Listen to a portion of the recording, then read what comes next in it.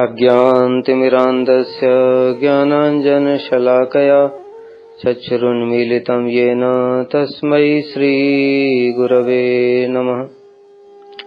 आजकल सभी भक्तों का एक प्रश्न है कि बांग्लादेश में अनेक सारे हिंदू मंदिरों पर आक्रमण किया गया, विग्रहों को खंडित कर दिया गया, भक्तों को भी कष्ट प्रदान किया जा रहा है। इसका क्या कारण है? क्या भगवान अपनी और अपने भक्तों की रक्षा स्वयं नहीं कर सकते? इसके अनेक सारे कारण हैं, हम लोग एक एक करके विचार करेंगे।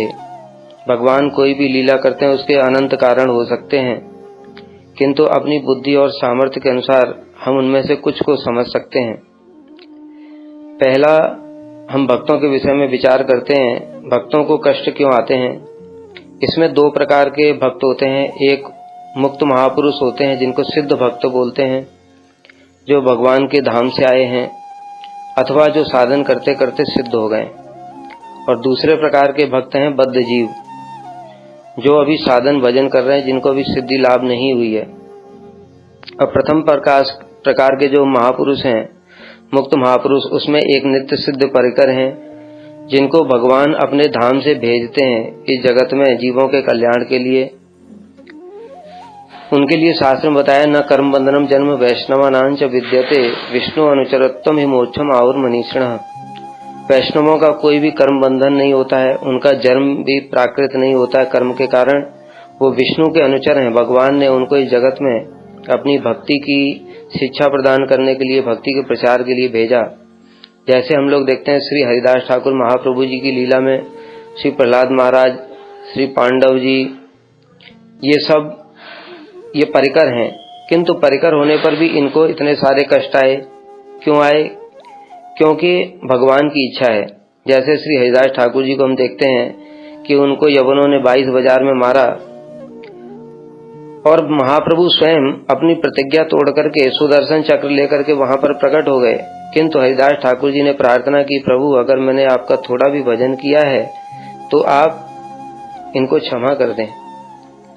तो यद्यपि हरिदास ठाकुर तो नित्य परिकर हैं, फिर उनके ऊपर कष्ट कैसे आ रहा है, उनको क्यों ऐसे यवन लोग मार रहे हैं। इसी प्रकार से हम देखते हैं श्री प्रहलाद महाराज जी, जब वो गर्भ में ही थे, इंद्र उनकी माता जी को ले जा रहे थे, तो उस समय नारद जी ने कहा, अरे इनको नष्ट करने में तो कोई भी समर्थ नहीं है इंद्र, इनके घर में महाभागवत है। तो जन्म से पहले ही नारद जी ने बता दिया कि इसके घर में तो महाभागवत है। फिर उनका जन्म हुआ और अपने पिता के विरोध के कारण पिता ने उनको मारने के लिए सब प्रकार की चेष्टाएं की। पहाड़ से फिकवाया, हाथी से कुचलवाया, विष प्रदान किया, नागों से डसवाया। अब ये जो कष्ट प्रदान किए जा रहे हैं, क्या ये उनका कर्म बंधन है? इसी प्रकार से हम पांडवों को भी देखते हैं, वो तो भगवान के पार्षद हैं, किंतु होने पर भी उनको इतने सारे कष्ट आए बाल्यकाल से ही। तो ये सब कृष्ण की लीला के कारण होता है। अब कृष्ण अपने भक्तों को दे करके कष्ट कौन सी लीला करते हैं, इसको समझना पड़ेगा। इसके द्वारा वे भक्तों की महिमा को जगत में प्रकाशित कराते हैं कि देखो मेरे भक्त कैसे हैं, इतने सारे कष्ट आने पर भी वो लेस मात्र भी विचलित नहीं होते। भक्ति की कैसी महिमा है। जगत में उनको कोई मृत्यु का भय नहीं है, उनको मारपीट का भय नहीं है, उनको किसी भी चीज का इस जगत में भय नहीं होता। दूसरी ओर हिरण्यकश्यपु जैसा व्यक्ति, असुर, जो कि ऐसा वरदान लेकर के आया कि ब्रह्मा की सृष्टि में किसी से न मरूं, जब वह प्रहलाद को नहीं मार पाया तो वो स्वयं ही भयभीत हो गया। ये भक्तों के दिव्य गुण हैं। इन्हीं दिव्य गुणों को प्रकाशित करने के लिए, भक्तों की महिमा को प्रकाशित करने के लिए ही भगवान अपने भक्तों को इस प्रकार से कष्ट प्रदान करते हैं। उनकी क्षमा, उनकी सहनशीलता, जैसे हरिदास ठाकुर जी को इतना मार रहे हैं फिर भी उन्होंने उनको क्षमा कर दिया। नित्यानंद प्रभु को जगाई मताई ने उनका सिर तोड़ दिया, किंतु फिर भी उन्होंने उनको क्षमा कर दिया। तो इस प्रकार से जगत को शिक्षा प्रदान करने के लिए कि भक्तों को कैसे तृणादपि सुनीच तरोरिव सैष्णा मानी मानद होना चाहिए, ये अपने परिकरों के माध्यम से ही भगवान शिक्षा देते हैं। इसलिए पार्षदों के ऊपर, नित्य परिकरों के ऊपर इस प्रकार से कष्ट हमको प्रतीत होते हैं, लेकिन वास्तव में उनके लिए कोई कष्ट नहीं है। वो उस समय भी भजन में आविष्ट थे। इनमें से देखा जाता है किसी को भी कोई किसी प्रकार का कष्ट नहीं हुआ। दूसरे हैं जो सिद्ध तो हुए, अभी सिद्धि की ओर अग्रसर हैं या साधन सिद्ध हैं, उनको भी कभी कभी भगवान इस प्रकार के कष्ट देते हैं। तो उनको देते हैं भजन में उत्कंठा बढ़ाने के लिए। जैसे हम भरत महाराज जी का देखते हैं कि उनका एक हिरण में आवेश आ गया, हिरण में आवेश के कारण उनको हिरण बनना पड़ा। अब ये जो हिरण बने, यह श्रील विश्वनाथ चक्रवर्ती ठाकुर बताते हैं कि ये उनका कोई कर्म नहीं था, किंतु भगवान ने उनकी उत्कंठा को बढ़ाने के लिए भजन में जब वो हिरण बन गए, तब वो सोचने लगे, हाय रे, कैसा मैं अपने राज परिवार सब कुछ छोड़ करके आया और एक हिरण में आसक्ति हो गई, मेरे जीवन पर धिक्कार है, और मैं तीव्र भजन कैसे करूं। इस प्रकार से फिर वो जड़ भरत के रूप में जब आए तो उन्होंने तीव्र भजन किया और सिद्धि को प्राप्त किया। तो इस प्रकार से भजन में उत्कंठा बढ़ाने के लिए भी भगवान कभी कभी भक्तों को कष्ट प्रदान करते हैं। तीसरी बात है बद्ध जीवों के लिए। बद्ध जीवों को जो कष्ट और रोग व्याधि और ये सब प्राप्त होता है, यह भी कई कारणों से हो सकता है। उसमें एक कारण है कि बहुत सारे भक्त लोग हम देखते हैं भक्ति मार्ग में हैं, किंतु उनके अंदर अभी शरणागति नहीं है, इसलिए वो ठाकुर जी की सेवा की वस्तु को स्वयं भोग करते हैं। जैसे हम लोग वाल्मीकि रामायण में उदाहरण देखते हैं कि वहां पर एक कुत्ता था और उसने स्वयं बताया कि पूर्व जन्म में एक पुजारी था और ठाकुर जी की सेवा की वस्तुओं को खुद भोग करता था, इसलिए जन्म में कुत्ता बनना पड़ा। और भी हम लोग देखते हैं बहुत सारे लोग हैं, बहुत सारे पुजारी हैं, पंडे हैं, वो सब ठाकुर जी के नाम पर लोगों को ठगते हैं, लूटते हैं। फिर इसका दंड तो भोगना ही पड़ेगा, भगवान की इच्छा है इसमें भी, क्योंकि इन्होंने दूसरे भक्तों को कष्ट प्रदान किया, दूसरों को लूटा, तो फिर ये भी लूटे ही जाएंगे। इसलिए अगले जन्म में फिर जब ये भक्त बनेंगे, उस समय तो इनको पता नहीं होगा, उस समय तो ये दूसरों को लूट भी नहीं रहे, किंतु पिछले जन्म का तो जो कर्म है वो इनको भोग करना पड़ेगा। ये वाल्मीकि रामायण इसका प्रमाण है। और हम लोग भी कई सारे उदाहरणों के माध्यम से इसको देखते भी हैं। इस कारण से भी जो बद्ध जीव हैं, जो भी साधन कर रहे हैं, उन पर कष्ट आते हैं। दूसरा कारण हो सकता है पूर्व जन्म के अपराध, जो महत अपराध किए हैं। जैसे हम लोग देखते हैं श्री महाप्रभु की लीला में गोपाल चापाल, उसने शिवाजी जी के चरणों में महत अपराध किया, इस कारण से उसके शरीर में गलित कुष्ठ हो गया, कीड़े पड़ गए, और महाप्रभु स्वयं कह रहे हैं तुझे कोटि जन्म तक मैं रौरव नरक में सड़ाऊंगा। तो ऐसे लोग जिन्होंने पूर्व जन्म में ऐसे महत अपराध किए हैं, उनको महाप्रभु इस जन्म में दंड अवश्य प्रदान करेंगे। उन अपराधों का तो दंड कैसे देंगे, उनका भयंकर रोग होगा, एक्सीडेंट होगा, सर्प डस लेगा, या दूसरों के द्वारा वो प्रताड़ित किए जाएंगे, तो ये होगा ही होगा। तो इसलिए इसमें ऐसा नहीं सोचना चाहिए कि भक्ति से प्रारब्ध नष्ट हो जाता है। निश्चित रूप से प्रारब्ध नष्ट हो जाता है, लेकिन वह पाप नष्ट होता है, पाप बीज नष्ट होता है, अविद्या नष्ट होती है, लेकिन अपराध भक्ति से भी नष्ट नहीं होता है। महाप्रभु ने स्वयं अपनी लीला में अनेक बार बताया, यहाँ तक अपनी माता जी के माध्यम से भी शिक्षा दी कि अगर उनका भी अपराध है तो उनको भी मैं कृष्ण प्रेम प्रदान नहीं करूंगा। तो अपराध के कारण से भक्तों को इस प्रकार के कठोर दंड भी भोगने पड़ते हैं। फिर दंड भोगने के पश्चात में जब वो भक्ति अगर करते रहते हैं तो फिर वो भक्ति में आगे बढ़ जाते हैं। इसलिए इस विषय में भी हमको ज्यादा चिंता करने की आवश्यकता नहीं है। हरिनाम करते रहना चाहिए श्रद्धा पूर्वक, और अपराधों का दंड भोगना ही पड़ेगा। उसमें कोई भी देवी देवता और दूसरे भी भक्त लोग, यहाँ तक कि महाभागवत भी उसमें हस्तक्षेप नहीं करते, क्योंकि वो जानते हैं कि इसने पूर्व जन्म में इस प्रकार का महत अपराध किया है, इसलिए भगवान की इच्छा से इसको दंड मिल रहा है, तो इसमें कोई क्या करेगा, वो तो भगवत इच्छा ही है। एक और भी कारण हम लोग समझ सकते हैं, जैसे जिन लोगों ने अभी भक्तों के ऊपर में आक्रमण किया, हमला किया, उनको कष्ट दिया, विग्रह जलाए, अभी तो वो यवन है, उनको तो पता नहीं है ये सब बातें, लेकिन कभी किसी जन्म में सुकृति इकट्ठी होते होते करोड़ों अरबों जन्मों के बाद में, अथवा किसी अन्य ब्रह्मांड में जाकर के जब उनकी भक्ति, उनकी सुकृति उदय होगी, वे भी भजन करेंगे। लेकिन ये जो उन्होंने अपराध किया था, उस समय उनको तो ये पता नहीं है कि उस जन्म में मैंने, अनंत जन्म पूर्व मैंने ऐसे भक्तों को कष्ट प्रदान किया था, विग्रह खंडित किया था, लेकिन उसका जो अपराध का दंड है वो उस समय उनको भोगना पड़ेगा, और इसी प्रकार से भोगना पड़ेगा जैसा उन्होंने किया था। तो उस समय उनको लेकिन पता नहीं है, लेकिन दूसरे लोग क्या सोचेंगे, अरे ये तो भजन कर रहा है तो भगवान इसको कष्ट क्यों दे रहे हैं। भाई उसने जो किया है उसका फल ही दे रहे हैं भगवान, इसमें गलत ही क्या है। लेकिन हमको इस प्रकार से किसी भी भक्त के विषय में सोचना नहीं चाहिए, क्योंकि उसके साथ में कौन सी घटना के कारण ये सब हो रहा है वो हम नहीं समझ सकते। वो भगवत इच्छा है, उनको कृपा कर रहे हैं कि अपराध का दंड दे रहे हैं कि कर्म का फल दे रहे हैं कि क्या कर रहे हैं, ये हम नहीं समझ सकते। इसलिए हमको सब समय भक्तों के प्रति श्रद्धा रखनी चाहिए, हरि नाम, ठाकुर जी का विग्रह, इन सब के प्रति श्रद्धा रखनी चाहिए और यही सोचना चाहिए कि भगवान इनमें दीनता लाने के लिए अथवा इनकी भक्ति में उत्कंठा बढ़ाने के लिए अथवा इनकी श्रद्धा की परीक्षा लेने के लिए इस प्रकार से कर रहे हैं। तो ये कोई भी कारण हो सकता है, किंतु एक बद्ध जीव इन सब कारणों को नहीं समझ सकता। मुक्त महापुरुष ये सब जानते हैं किस कारण से कौन सी चीज हो रही है। अब जो दूसरा प्रश्न है, चलो ये तो भक्तों के लिए हो गया, अब विग्रह के लिए क्या होगा।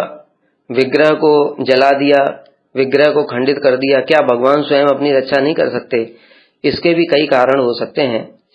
पहला हमको समझना चाहिए विग्रह तत्व क्या है। विग्रह स्वयं चिन्मय है। श्री चैतन्य महाप्रभु ने जगन्नाथ जी के दर्शन करके कहा था, विग्रह नहीं तुम्हें साक्षात ब्रजेंद्र नंदन। अब क्या ब्रजेंद्र नंदन को कोई भी यवन स्पर्श भी कर सकता है? उनको तोड़ना और ये सब तो दूर की बात है, उनका एक जो कण अंश है जो जीवात्मा, उसको भी नैनम छिंदन्ति शस्त्राणि नैनम दहति पावक न चैनम क्लेदयन्त्यापो न शोषयति मारुतः, उसको भी कोई नष्ट नहीं कर सकता। तो स्वयं भगवान को कैसे कोई नष्ट कर सकता है? नष्ट करना तो दूर की बात है। ब्रह्मा और शिव जब असुरों के आक्रमण से देवता लोग परेशान हो जाते हैं, ब्रह्मा शिव भगवान के पास जाते हैं तो भगवान के दर्शन भी नहीं होते, केवल उनकी वाणी सुनाई पड़ती है, वो भी ब्रह्मा जी को। तो ऐसे भगवान के जो कोई दर्शन ही नहीं कर सकता, तो भला उनको कोई खंडित नष्ट क्या करेगा। इसमें हम लोग कई सारे प्रमाण देखते हैं। बंगाल में एक स्थान है, वहां पर मदन मोहन जी ने स्वयं तोप चलाई। वृंदावन में श्री राधा रमण जी ने जब औरंगजेब ने आक्रमण कराया था, राधा रमण जी स्वयं चल करके फूलों की टोकरी में छिप गए थे। श्री जगन्नाथ और बलदेव जी सभी लोग जानते हैं, चैतन्य चरितामृत में कथा है कि वे स्वयं राजा पुरुषोत्तम देव के लिए युद्ध करने के लिए विद्यानगर गए थे और वहां से गणेश जी के विग्रह को बंदी बना करके लाए और वहीं पर साक्षी गोपाल विग्रह लेकर के आए। तो जगन्नाथ बलदेव ने स्वयं युद्ध किया। तो फिर जो विग्रह चिन्मय है उसको कोई स्पर्श कैसे कर सकता है? उसको कोई स्पर्श नहीं कर सकता। ये जो विग्रह होते हैं ये चिन्मय विग्रह हैं और विग्रह को कोई भी स्पर्श करने में भी समर्थ नहीं है, क्योंकि चिन्मय वस्तु कभी भी नष्ट नहीं होती। फिर हम लोग जो खंडन इत्यादि मूर्तियों का देखते हैं, ये इस प्रकार के विग्रह हैं जिनको कोई भक्त लोग सेवा के माध्यम से प्रकाशित करते हैं। जब भक्त लोग प्रकाशित करते हैं तो सेवा ग्रहण करने के लिए ठाकुर जी उस विग्रह में प्रकाशित हो जाते हैं। एक समय श्रील वामन गोसाई महाराज जी से यह प्रश्न किया। श्रील वामन गोसाई महाराज जी राधा जी के निज जन हैं, उन्होंने बड़ा सुंदर उत्तर प्रदान किया इसी प्रश्न का कि विग्रह को कैसे कोई खंडित कर सकता है। तो उन्होंने कहा था, विग्रह को कोई भी खंडित नहीं कर सकता। जिसको खंडित करते हैं वो विग्रह नहीं, मूर्ति है। अर्थात तात्पर्य क्या हुआ कि जब सेवक लोग ठीक प्रकार से सेवा नहीं करते, हम लोगों को तो ऊपर से दिखाई दे रहा है 5 प्रकार से 5 टाइम भोग लगा रहे हैं, किंतु होता क्या है, हमने अनेक बार देखा है जो पुजारी लोग हैं भोग लगाने से पहले ही या तो दाल जल गई है, कभी सब्जी जल गई है, कभी मिर्च ज्यादा डाल दिया, अपना जो उनको अच्छा लगता है वही ठाकुर जी को दे रहे हैं। ठाकुर जी की प्रीति से कोई मतलब ही नहीं, ठाकुर जी इसको खाते ही नहीं है। अब अगर हमको कोई 1 दिन ना खिलाए, 2 दिन ना खिलाए, 10 दिन ना खिलाए तो क्या होगा, फिर हम वहां रहेंगे क्या? तो इसी प्रकार से सेवा अपराध बहुत हो जाते हैं। सेवा अपराध के कारण ठाकुर जी वहां से अंतर्धान हो जाते हैं विग्रह से। अब वह विग्रह नहीं बचा, अब वो मूर्ति रह गई है, यानी वो लकड़ी पत्थर ये सब रह गया है। तो औरंगजेब अथवा और ये यवन है जिनको तोड़ते हैं वो विग्रह नहीं है, वो मूर्तियां हैं, उनमें ठाकुर जी हैं ही नहीं, क्योंकि जहां ठाकुर जी होते हैं उनको तो कोई स्पर्श भी नहीं कर सकता और उनकी शक्ति के प्रभाव से वो सब दूर ही रहेंगे। वो इस प्रकार का उनके हृदय में भावना भी नहीं आएगी। लेकिन जब सेवक लोग इस प्रकार से ठाकुर जी की सेवा की वस्तुओं को खुद भोग करते हैं, ठाकुर जी को जो उनको खिला रहे हैं, पाल पोस रहे हैं, उनकी सेवा भी ठीक से नहीं करते, तो भगवान स्वयं क्रोधित हो जाते हैं और कहते हैं ठीक है, तुम मेरी सेवा नहीं कर सकते ना, अब तुम दंड भोग करो। इसलिए ठाकुर जी अंतर्धान हो जाते हैं और उनको दंड देते हैं। तो एक ये भी कारण होता है। और तीसरा, कुछ भगवान की लीला भी होती है जो बड़ी विचित्र है, जिनको बद्धजीव समझने में समर्थ नहीं है। जैसे जब यवनों ने वृंदावन पर आक्रमण किया, गोविंद, गोपीनाथ, मदन मोहन इत्यादि वो राजाओं को स्वप्न आदेश देकर के यहाँ से चले गए, किंतु बलदेव प्रभु ने यहीं पर रहकर के अपनी शक्ति को प्रकाशित किया और जो औरंगजेब था शरणागत हो गया और क्षमा मांग करके वहां से चला गया।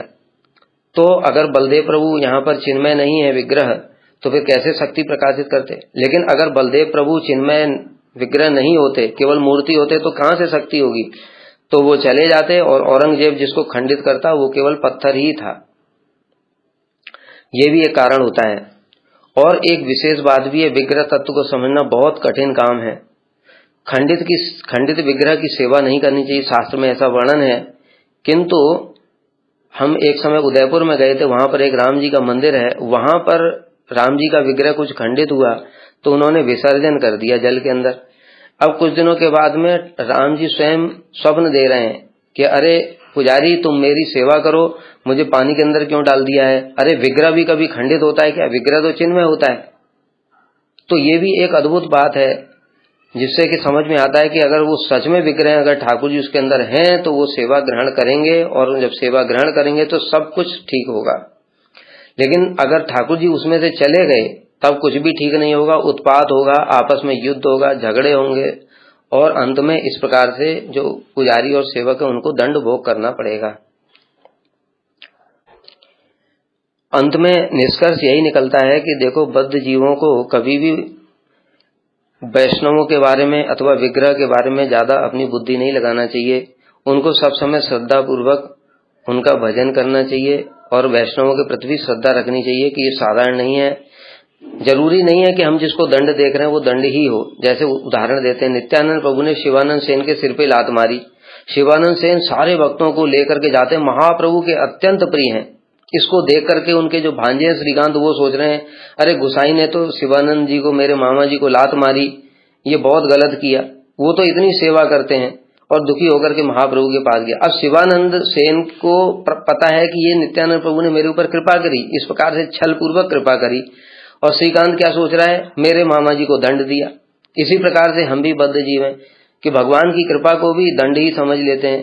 क्या पता भगवान उनको इस माध्यम से अपने पास ही बुला लिया हो। जैसे उदाहरण देते हैं, शिवाजी जी का बेटा मर गया, अब महाप्रभु ने स्वयं जीवित किया और जीवित करके उससे पूछा, अरे तू श्रीवास जैसे भक्त के घर को छोड़ के कहाँ चला गया? कहता, प्रभु आपकी इच्छा से मैं इससे भी अच्छी जगह गया हूँ। अभी इससे अच्छी जगह क्या हो सकती है? तो हमारे गुरुजी बताते थे वो गोलोक धाम चला गया। देखने में लग रहा है वो मर गया, लेकिन भगवान ने उसको गोलोक धाम दे दिया। वहीं तो सिद्धि का स्थान है, वहीं सबको जाना ही है। और ये लीला नहीं तो क्या है? देखिए, श्रीवास जी जो है वो स्वयं नारद जी हैं। भागवत में वर्णन आता है, उन्होंने स्वयं चित्रकेतु के बेटे को जीवित किया था, लेकिन अपने बेटे को जीवित नहीं कर सकते क्या? तो इस प्रकार से ये भगवान की लीला भी होती है। हम सोचते हैं ये उनको भक्तों को दंड दिया भगवान ने, लेकिन वो कृपा भी हो सकती है। हमारी तो बुद्धि सीमित है, हम भगवान को, विग्रह को, वैष्णवों को अपनी बुद्धि से समझना चाहते हैं, यही हमारा दोष है, इसमें उनका कोई दोष नहीं है। और भी कई उदाहरण है। कृष्ण ने ब्रह्मास्त्र से परीक्षित की रक्षा करी, गर्भ में ब्रह्मास्त्र जैसी वस्तु जो कि अकाट्य है उसको भी भगवान ने निष्फल कर दिया, लेकिन स्वयं अपने भांजे सुभद्रा जी के पुत्र, अपनी बहन के पुत्र और अपने शिष्य अभिमन्यु को, इतने सारे जो लोग हैं दुष्ट लोग, उनके हाथों से मरवाए। क्या भगवान को पता नहीं था कि आज अभिमन्यु की मृत्यु होगी? तो ये कृष्ण की लीला भी होती है इसमें कई बार, जिसको हम लोग अपनी बुद्धि और टीका लगा करके अपने हिसाब से कुछ नया निष्कर्ष निकालना चाहते हैं, इससे उल्टा हमारा ही अपराध होता है। दूसरा, अपने कुल को स्वयं मौसल लीला से नष्ट करा दिया। सारे यादव लोग जो भगवान के पार्षद हैं, वो पार्षदों को तो कोई नष्ट कर ही नहीं सकता है, लेकिन भगवान ने मौसल लीला की और वो सारे पार्षद अपने धाम को वापस चले गए। तो धाम को जाएंगे तो कोई तो निमित्त बनेगा, वो एक दूसरे को मार रहे हैं, तलवारों से काट रहे हैं, तो आजकल के लोगों के हिसाब से तो ये भी गलत होना चाहिए। लेकिन वो तो भगवान की इच्छा से भगवान वहां पर उपस्थित हैं और वो देख रहे हैं, और जो बचे थे उनको उन्होंने अपने सुदर्शन से ही काट दिया। तो भगवान अपने परिवार वालों को भी सुदर्शन से काट रहे हैं, तो ये भी अपराध है, ये भी गलत है। इसलिए बद्ध जीव कभी भी समझ नहीं सकता। और जो भगवान स्वयं कहते हैं मेरा शरीर चिन्मय, उनके ऊपर न बाण न कुछ भी असर नहीं कर सकता। तो बहेलिये ने उनको बाण मारा, कैसे मार दिया, और उसके बाद भगवान अंतर्धान हो गए। तो क्या भगवान अंतर्यामी नहीं है? क्या बहेली के अंदर भगवान नहीं थे? या भगवान का शरीर चिन्मय नहीं रहा जो बहेलिया का बाण लग गया और भगवान चले गए? बहुत सारे अज्ञानी लोग इस प्रकार से कहते हैं भगवान को भी अपने कर्म का फल भोग करना पड़ता है। इससे ज्यादा बड़ी विडंबना कुछ नहीं हो सकती। इन्होंने शास्त्र का कुछ भी नहीं समझा, क्योंकि ये अपनी बुद्धि से समझना चाहते शास्त्र को, इसलिए ऐसी बातें कहते हैं। अरे उनके जब भक्तों के लिए बताया गया कि उनका भी कभी कर्म बंधन नहीं होता, भगवान का कर्म बंधन कैसे हो सकता है? वो जो लीला करते हैं इस प्रकार की, तो उसी को ये लोग सोचते हैं कि उन्होंने भी कर्म का फल भोग किया। जैसे कोई श्राप दे दिया नारद जी ने, अरे नारद जी तो भगवान को श्राप दे ही नहीं सकते, वैकुंठ में तो कोई श्राप लगता ही नहीं है। और भगवान की बात छोड़ो, भगवान के जो भक्त होते हैं उनके अंदर इतनी शक्ति है कि वो सारे श्राप को नष्ट करके उल्टा दूसरे को श्राप दे सकते हैं। श्री महाप्रभु ने, श्री महादेव ने स्वयं देवी पार्वती को ये बात बोली जब उन्होंने चित्रकेतु को श्राप दिया। तो इस प्रकार से भक्तों का भी कोई भी कर्म बंधन नहीं होता है, तो भगवान का कैसे हो सकता है? इसलिए हमको यह बात समझनी चाहिए कि जो भी भगवान हैं, भक्त हैं, उनकी बातों में, उनकी लीलाओं में, उनकी क्रियाओं में हम अपनी टीका और बुद्धि ना लगाएं। श्रद्धा पूर्वक भजन करते रहें, यह समझ करके कि जो नाम है वह सर्वशक्तिमान है, भगवान सर्वशक्तिमान है, और वैष्णवों का भी कोई प्रारब्ध नहीं होता है। भले ही उनका पिछले जन्म का अपराध हो, उसकी वजह से ही दंड क्यों ना मिल रहा हो, लेकिन हमको समझना चाहिए कि ये भगवान उनकी परीक्षा लेने के लिए अथवा उनको कृपा करने के लिए इस प्रकार से दंड दे रहे हैं, अथवा कुछ भी कष्ट प्रदान कर रहे हैं उनकी महिमा बढ़ाने के लिए, उनकी सहन शक्ति को प्रकाशित करने के लिए। इस प्रकार से हमारे जैसे बद्ध जीवों को सोचना चाहिए और श्रद्धा पूर्वक दृढ़ता से भजन करना चाहिए। हरे कृष्णा।